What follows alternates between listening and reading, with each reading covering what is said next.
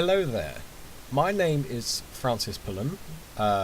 Some of you know me as Iron Bloke, who used to play a lot of video games on YouTube, but now has sort of shelved that for the moment. Others will know me from my advertising of my literature, which is what the video is going to be about today. I decided to do a quick Q&A session about my books and what I do and all that jazz. The video might be in sort of disjointed parts because I'm going to do some recording tonight, but not that will impact you, and if I get any more questions, some more in the morning. These questions were submitted on my book's Facebook page, my publishing Facebook page. I will leave a link in the description, and I'd like to thank everyone who submitted questions. There's some really good questions here. So my first question is, why the fascination with T-35s and T-28s? That is an excellent question. It goes back to when I first started modelling tanks. I went to Bovington Tank Museum when I was 12 years old, and in the shop I bought a model of a KV-2, and that really kick-started my fascination for Russian tanks.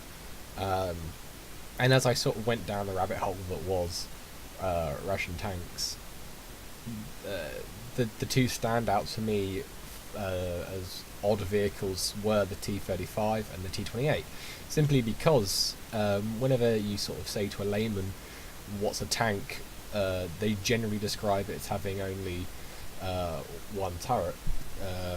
Sorry, the cat is on me at the moment, so the light's moving a bit, but I've always been fascinated in the multi-turreted tank design, because even as a layman when I was younger, looking at these vehicles, it's obvious that they have flaws and they're not brilliant vehicles. Just looking at them in a purely 12-year-old me looking at models of them. I actually got my first model of one when I was about 14. I bought it from Canada. It was the old ICM model, and it was atrocious. I built it. I didn't put the track on it because it's so difficult. I still have it painted under my bed, and I have a track set for it, and I'm going to put tracks on it. But at the moment, my model count for T-35s is 12, I think, and I've got almost all the marks that I want to do and want to convert, because the Hobby Boss kits are not perfect for the majority of T-35s you can make. And in the book you will see this. I do reference models a couple of times, but people with good eyes will be able to pick out where Hobby Boss went wrong. I also have a couple of the Zvezda ones which I am actually doing a full interior for. Do you think that at the moment of its designing the T-35 had any real combat value? That's a good question, and a good follow-up. I think when it came out in 1933, yeah, it was a world-leading design. I mean, not to give too much of the game away, but it had very complex interiors with electronics that were able to tell the commander of turrets that when he was rotating a certain way, he would be blocking the hatches of other tanks. It had a rotating turret floor, which was a first. Not so much the T-35 in the sense of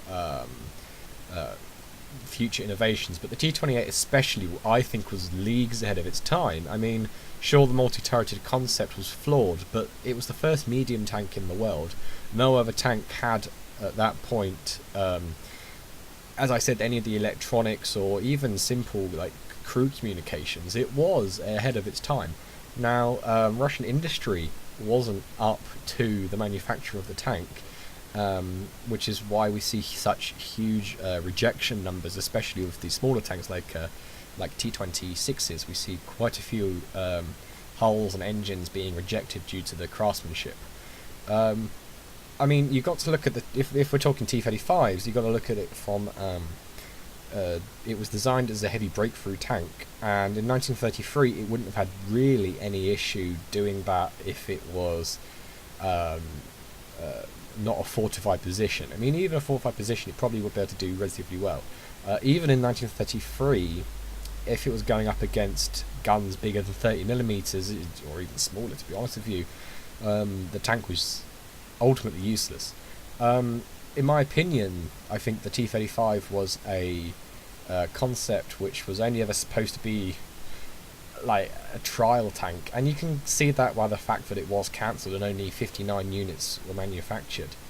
There wasn't the Red Army had a supposed role for it, which it never really fulfilled because it was only ever an experiment that just happened to still be in service by the beginning of World War II. I would also just quickly like to apologise for the reflection in my glasses. I need them to actually read the questions that I have on my screen, so unfortunately you're going to have to see all the reflections and not see into my eyes. The next question is, why were Soviet tanks so heavily under-standardised? I think that's a little bit of a misconception, especially when you think that the T-28 and the T-35 shared so many components. You think that the T-28's road wheels are the return rollers on the T-35. They both use the M17L aero engine. Essentially, the sub-turrets of the T-28 are the same turrets as the T-35's machine gun turrets, and while there were manufacturing differences, the main turret on a T-35 and the main turret on a T-28 are essentially the same. So, not that it ever happened, but if you needed to change a turret from a T-35 onto a T-28, that was feasible. And this goes the same throughout all Soviet tanks. I mean, if you look at all the main guns on all the light, medium tanks were 45mm guns, and even, you know, the T-35 has two. And it wouldn't be too difficult to repair and replace those. I actually think it's quite the misconception that Soviet tanks were under-standardised. I think if you compare them to German tanks, they were actually far more standardised than German tanks. German tanks tended to be very they were designed within themselves, and parts could be changed, but it was not desirable. I mean, that's why at the end of the war you had things like the E-series coming out of Germany, which never really reached production, but the idea was you'd have as much standardisation as possible. So I'll answer two questions at once here, which is, when is the book likely to come out and who is the publisher? The publisher is Front Hill Media, who are based out of America as far as I'm aware, and the book is likely to come out when it's ready. To put it nicely, I'm sort of guessing it's going to be around summertime, because the submission date for me is February 1st. So February 1st is when I get all the information together that I've written, all the pictures I've purchased, all the pictures I've been lent by friends and colleagues, and I will submit it to the publisher. And this is the first time I've ever done anything like this, so I don't really know what to expect, but I'm really excited, really excited. The next question is, will I do any more books in the future? And that is a resounding yes. I've already had a book on T-34s confirmed for publishing. I have a book on T-28s which is more complete than the T-34 book, but I haven't submitted it to publish yet. And I've just started, hot off the press, a Soviet light tanks and armoured cars of Barbarossa book. The great thing about that is my private collection of photographs already has the vast majority of what I need. I mean, if you follow me on Facebook, you'll see that I've already got the BA-11, I've got the ZIS-30, I've got Odessa tanks, KHTZ-16s, I've got the majority of the marks of T-26, like the rare ones, OT-133s with the bolted armour. I've even got a shielded T-26, which is pretty rare, and I'm really pleased that I've got this, and I'm going to have the opportunity to share it with all of you guys.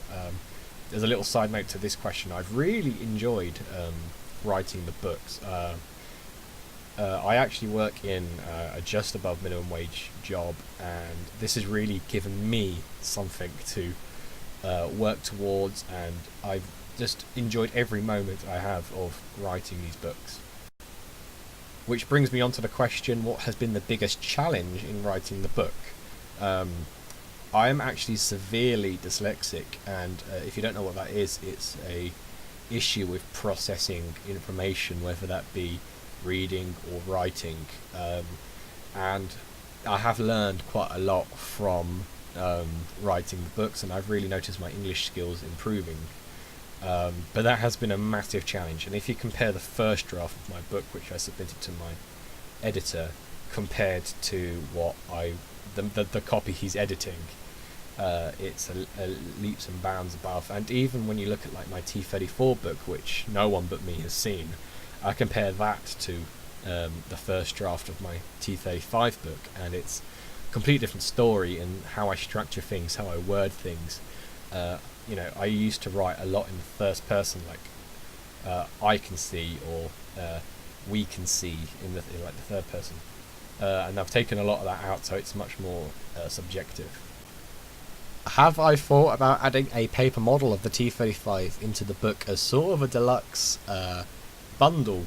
No. It's something that would be a mammoth task. There are paper models of it out there, and I would need to get copyright or permission. One thing I am thinking of doing is, obviously Kickstarter people have got posters coming to them, which, by the way, if you're a Kickstarter watching this, they're going to be shipping with your book when I send you a book.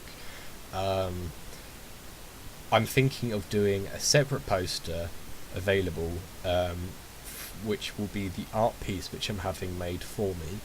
Whether or not this art piece makes it into the book is one thing or another. However, I'm almost set in stone now that I want to do posters from this art piece that people can buy of one of the major battles which the T-35 was involved in. It wasn't kicking my desk, it was the Battle of Verba, which was not really a battle, but I like to call it that. It was an engagement at the village of Verba, and I'm really looking forward to bringing that forward. I mean, on my Facebook page I've got pictures of it, but it's going to be good seeing it in art form. How did the community react to my book so far, as in like their announcement? So far it's been very positive. I mean, obviously I've got almost 100 followers on the Facebook page, and I want to increase that. I want to try to get as many people who are interested in World War II tanks to join, because I've got a lot of pictures to show, not just my book stuff, but other pictures I find and information. We have a really nice time on there. There's been some negative stuff, in the sense of some people have been a bit skeptical of my ability, and I think that they're well within their right to think that. And the proof will be in the pudding when the book finally does come out, which, as I said a billion times, I'm really excited for. What are your main sources? For the T-35 book, which is what this Q&A is going to be primarily about, I am using a fantastic book by Mikhail Koshkin. It's back here somewhere. Land Battleship by Maxim Kosmolitz. I'm so terrible with Soviet names and Russian names. I am so sorry if I mispronounce your name.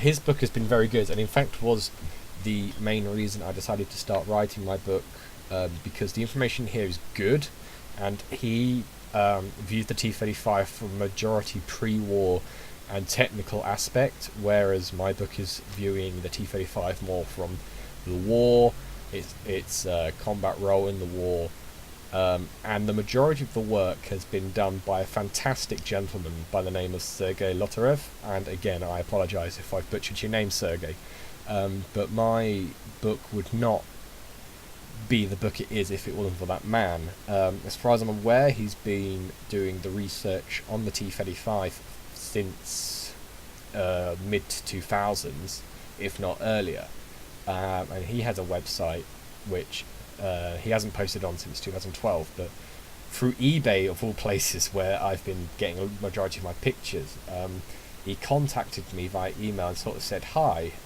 you've been bidding against me, I've got this website, I'm really interested in the T-35, would you be willing to share pictures? And I sort of said, hi, I'm writing this book, you are my main source because you've done a lot of the research, yes please. And he's been a really, really nice guy. I'm so pleased to be working with him, because his expertise is greater than mine. 99% of the tanks in the book, I'd say he he identified. I've done a couple which, I sort of emailed him and said, hey, what do you think of this? And he said, yeah, me and the other experts sort of agree on it, but you're another verifier, which is quite cool. And that includes for the book, when you read the book, and you can watch this again, 14822 and 14825 chassis numbers. I emailed and said, do you reckon these are those tanks? And he said yes. And 98817 and 71561.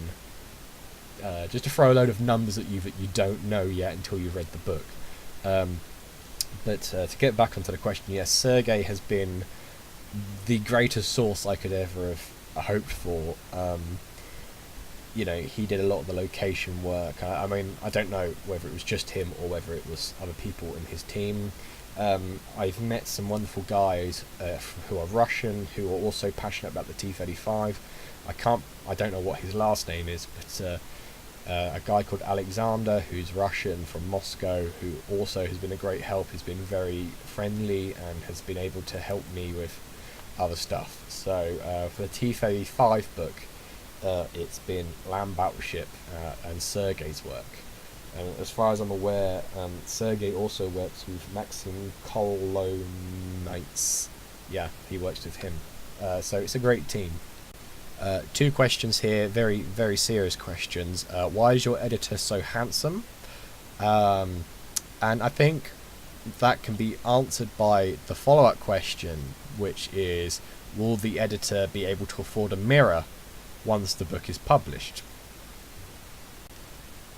What's the most common myths about the T-28 and T-35? I mean, that is a good question. I don't really know of many myths about them, to be honest with you.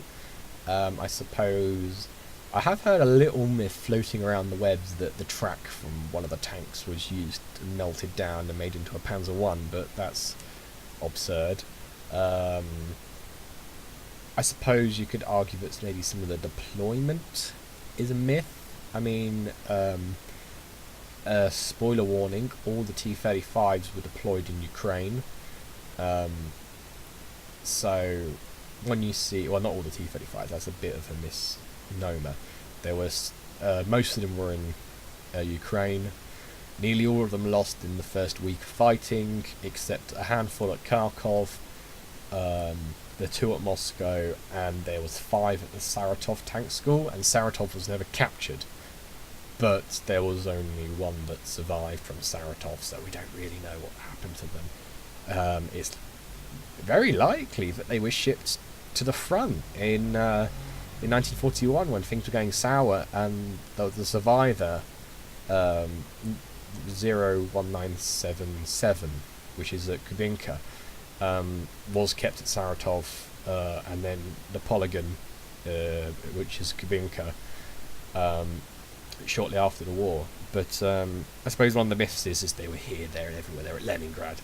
No, completely wrong. T-28 wise, again, there's not really any myths. There's stories and stuff about one tank that drove down the middle of Kiev and rammed trucks and stuff, but that's been documented. How many T-35s have been identified so far, and how many T-28s? T-28 wise is the easiest question to answer. 0 have been identified to chassis number because there were too many. There were 503 manufactured, 12 were sent to Turkey. Finland captured some were decommissioned before the war started, so there were no more than 450 at the outbreak of war, but even so we don't know the chassis numbers of anything really. I mean, we know certain vehicles pictorially, so we can reference T-28s in parade ground pictures with ones we see on the battlefield. That's very, very rare. It's far more common with T-35s. So with the T-35, again, not to give too much away, I did put this statistic on my Facebook ages ago. So there were obviously 59 manufactured, not including 2 prototypes. So when you see a statistic of 61, that includes the 2 prototypes. So the 2 prototypes are manufactured, and then 59 production vehicles. Of those, we've only found in photographs 48 tanks. Majority of them have now actually been identified with a chassis number. I think the number is now 40 officially, and all 40 which are identified. No, I tell a lie. One which is identified isn't in the book because I can't get hold of any pictures. So if you own any T-35 pictures out there, just hit me up in the comments below or on Facebook, because you know it's getting kind of late now, guys. I need my pictures. But yeah, so 40 have been identified with chassis numbers. One of the tanks, or should I say 2 of the tanks, we have like conflicting chassis numbers. So there are 2 tanks in the same location and they could be each other's chassis number, but we don't know. But that still leaves quite a few we don't know. Mostly that's because the ones which are unidentified we don't know the location of, or they're the same type of tank. So most of the ones which are unidentified have a single turret hatch, the big square one, and only 1 strip of turret armour. So when the turret is constructed, rather than being constructed in 6 parts with 2 strips either side to connect the joints, it was only built in 4 parts with 1 strip to connect the joints. And the ones which are unidentified are like that. A couple of the tanks we just don't have enough photographs of, so we can't identify them. For example, there's one T-35 where there's 1 picture of it and it's in a ditch, surrounded by sort of mud either side and German soldiers all over it. So there's no way we're going to be able to identify it because we can't see any of the technical features and we don't know where it is. So they're making it sound sort of worse than it is. We've identified the vast majority, and we will probably still identify the vast majority, more in the future. It's just we haven't got the right photographs yet. So if you're a photograph owner out there with T-35s, hit me up. Which units had T-35s and T-28s at the start of Operation Barbarossa, and how did they fare? I don't want to give too much away, guys, but only the 8th Mechanized Corps in Lvov had T-35s, and there were only 2 regiments, the 67th and 68th Tank Regiment. There were a few at Kharkov being repaired. The Moscow Military District had a couple. As for T-28s, they're much more widespread. I mean, every military district had them. Kiev Special was the biggest with 208, I think. I need to check that. I've got them all written down. Second biggest was Leningrad with 113, I think. Again, I need to check. But every single district had them. I know that there's 1 tank that I've got a picture of from the 15th Mechanized Corps, but pretty much every Mechanized Corps had them. It was pretty universal with that tank, because there was enough of them to go around. They didn't require special equipment and stuff. T-35s, on the other hand, because they were showpieces, they were always together.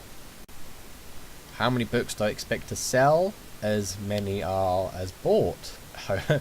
I'd be happy if I sell 1. I'd be even happy if I sold 1,000. I doubt very much I'll sell 1,000. If I sell 250 copies, I'll be very happy. It all depends on advertising, you guys, and how you react to the book, whether it gets acclaim or not, whether you turn around and say it's a pile of crap, or whether you turn around and say, yeah, this is good. We're looking at 220 pages now, which is a lot of pages and a lot of hard work, I must admit. It's been quite the hit on the wallet as well. This isn't free for me by any stretch of the imagination. So, I do accept donations for more pictures and stuff. But in all fairness, when the book is published, I should get some nice money. Do I have any plans for advertising partnerships? Now, I don't really know how much I should say about this, because I know the person who submitted it. Yes, I'm looking at you, Stan. So, some of you know that I have written 2 articles for TE, tanksencyclopedia.com. They've been very gracious with me, with sharing my pictures and promoting me to a point. I don't know whether we'll come to some sort of agreement, nod nod, wink wink, Stan. So only the future will tell. And the last question from tonight's batch, whether or not this will be the video upload, because it is going to be quite a long video. What other projects are you involved in? Depends how deep you want to go into the whole projects question. I mean, as stated previously, I do have done a couple of articles for Tanks Encyclopedia. I have promised to rewrite the T-35 one once the book comes out. Now, I don't really want to give everything away in the Tanks Encyclopedia article what's in the book, but you know, I will make it nice. I suppose this is a good opportunity to say a little bit about me and what I do. Obviously, apart from writing books, I work in a just above minimum wage job, stacking shelves basically. I used to go to air cadets, as in I used to be an air cadet, and if you don't know what that is, if you're an international viewer, it's like the RAF, the Royal Air Force, but for like juniors. And it was a way for getting into the RAF, and obviously that never happened to me. But I did that for 5 years, and now I volunteer there as an adult, and I do their aero modelling. Because if you can see around me, and as I spoke briefly, I do a lot of modelling as well. And if you follow me on Facebook, you would see that one of my projects at the moment is something called the Odessa tank. This is a 3D printed one which I designed and I printed, and it uses the Vulcan models STZ5 chassis with a hull which I 3D printed, and I've added plastic card too, and a turret which is a T-26 turret, which again I 3D printed, and yeah, that's another project, and I will be doing a video on that as well. And to those of you who are watching, who watch me through YouTube, I do want to do some more gaming videos soon. I've been playing, as some of you know, Rising Storm 2, the open beta and the closed alpha, which I'm not allowed to talk about, but I want to do a video on that soon. So, as I said, that's all the questions for the moment. Thanks for watching. Please share this video with people, tell them about the book, because ultimately I can only do so much advertising, and if you like what you see, please just let other people know, because ultimately my success is on you, well, and my skills, and I really look forward to seeing what the next sort of 6 months brings. I'll be doing more updates soon when I get my final edited copy of the book, the manuscript, some previews of pages. I'm very nervous about that, but I'm also very excited about that. So just keep an eye out. Thanks for watching me drone through this. I have noticed that I've gradually sunk in my chair, and I've also been attacked by many cats, so you know, the fun of writing at home when there's literally cats everywhere. I've rambled on for enough. Thanks for watching. I might do another one of these soon. I hope this answers some of your questions. I just can't record these videos. I mean, I've got another cat doing her cat thing. I just can't. I can't win.